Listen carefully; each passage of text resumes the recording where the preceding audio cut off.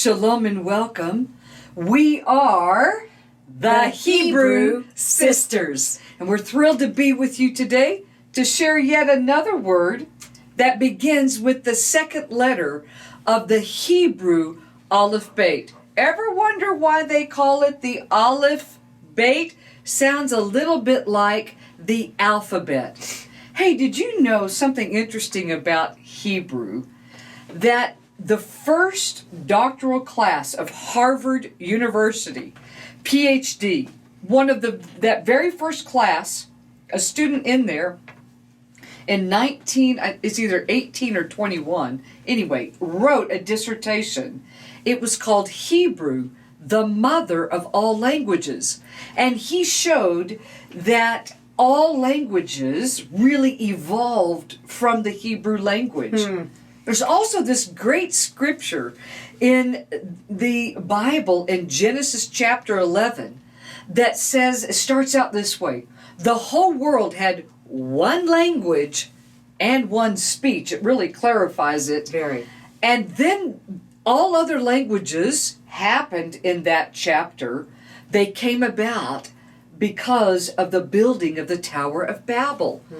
And so those of us with biblical understand that all other languages came about as a result of man's separateness from Yahweh. Wow. Except for that one language that was there. Well, I don't guess what that was. I believe that was the Hebrew language.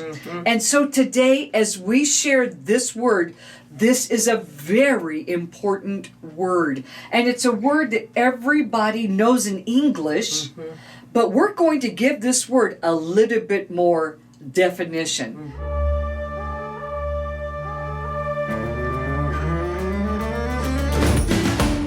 Darla, what is that word today? Today we're going to talk about the word Bnei. Again, Bnei. Spell it. It's spelled with the transliteration in English, B-N-E-I. Bnei. So the B is just kind of a real quick and short Bnei. And really, this is the root of this word is called Ben, which means son. And you spell that word B-E-N, just simple. like it sounds, right? And we get several names from that. The word Ben or Benjamin. Exactly. And Bnei means then sons of. And so if you read through some of the lineages in the Bible, it says he was the son of, and it gives a father's name, and then so-and-so was the son of. So that's Bnei of. Or when it's talking about all of the children of Israel, it will say Bnei Israel. And so it means sons of, and gives the father's name then. It can also be a term for a whole group of male and female or young men. It can mean both of them in the Hebrew language. But when we take it down into the letters, the Hebrew letters, it would be a Beit, a Nun, and a Yod. Bnei. And so those living letters, when you pull them all together, they mean the spark of life inside the inner room. Whoa! That's pretty powerful, and yet you're like, okay, what does this really mean? So when we add the Paleo-Hebrew, we'll take it down to a deeper level of study and bring in the Paleo-Hebrew. It means the continuing of the house. Now that doesn't mean a whole lot to us until we bring in the word picture. And the word picture is this. If you've ever been to Israel and you're driving from Jerusalem to the Dead Sea, let's say, and you're going through the Judean wilderness, and out to the side of the bus or the car, if you're driving a car, you see the Bedouin tents. Now, these Bedouin tents in ancient times were made of goat hair, and they would take like about a 3-foot section of goat hair and sew it together with another 3-foot section of goat hair, with another, until they had the tent completed. And every year, because of the wear and tear, the elements of the sun and the wind and the rain and the colder weather, these panels eventually would begin to wear out. And so the women would each year replace the most worn out panels. Not all of them, but they would replace 2 or 3 panels, whichever ones looked the worst for wear and tear. And thus the whole tent would therefore be eternal, if you want to look at it like that way. It would remain strong. Exactly. It was never done away with. They would never tear it completely apart, but they would just replace a panel at a time. Therefore, sons means that sons are ongoing. They are eternal. They never wear out. They are never gone. We will always have the replenishing of sons. And they're not replaced. And maybe another way to say is that panels would be added. Old ones. That's good. And so sons are added to continue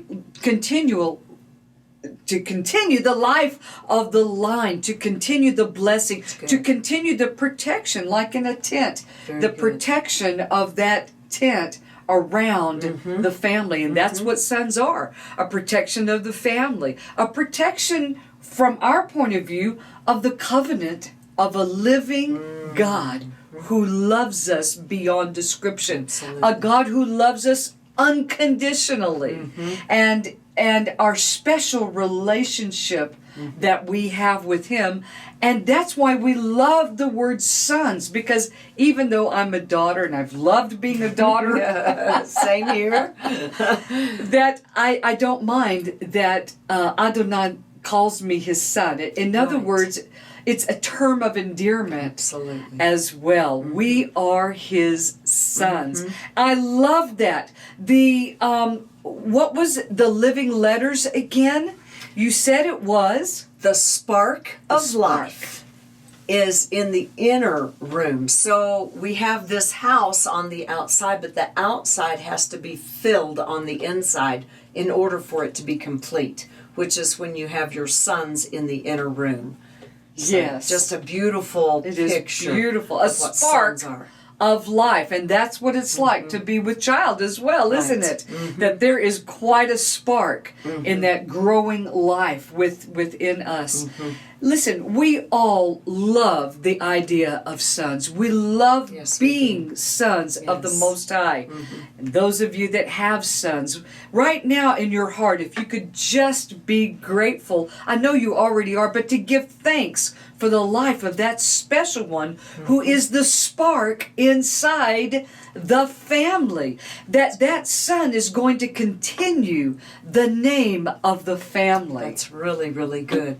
And something else that we need to understand is that when he calls us sons and daughters, that means he's bringing us into that inner place. Because a house without life in it, without activity in it, is just an empty house. Without a spark. Exactly. That name doesn't continue. Right. Yes. And so it's beautiful when you begin to understand the layers. We bring them in and realize who we are to him, that he needs us. We are the spark that he is images through, and that his image can be seen in us, and that it's really reflecting of him, that he is the spark, but it comes through us, and that activity that we are to him in his life. I just love that. Well, if you're enjoying these teachings, learning a little bit about Hebrew, learning some of the layers, you know what? There are 72 layers to every phrase of Scripture. That's amazing. That's a lot. And if you're enjoying this, give us a thumbs up. Check out all the rest of the things that we have to offer. We so appreciate you being with us. We love sharing our Hebrew life. Yes. And we love to close our program by saying to you, we are the Hebrew Sisters. Shalom, shalom.